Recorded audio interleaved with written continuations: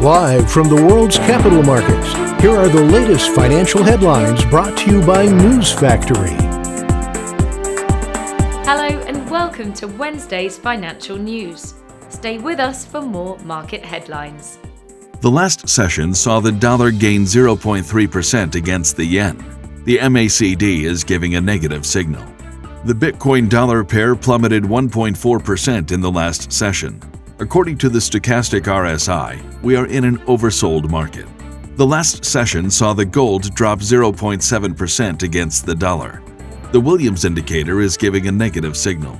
The oil gained 0.9% against the dollar in the last session.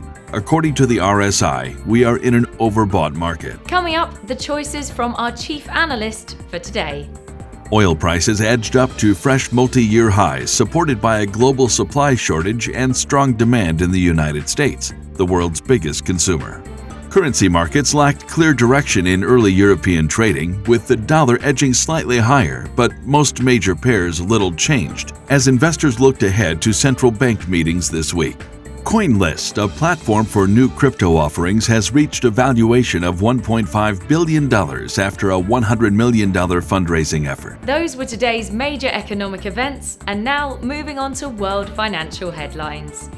Japan's large retailer sales will be released at 23:50 GMT. The U.S. durable goods orders at 12:30 GMT. Finland's consumer confidence at 0600 GMT.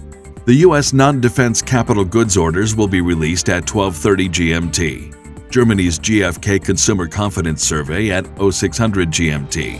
Japan's retail trade at 23:50 GMT. We hope that you've enjoyed Wednesday's market outlook. On behalf of all of us here, we wish you a productive trading day. Be sure to join us tomorrow morning for the latest news and events from the financial markets.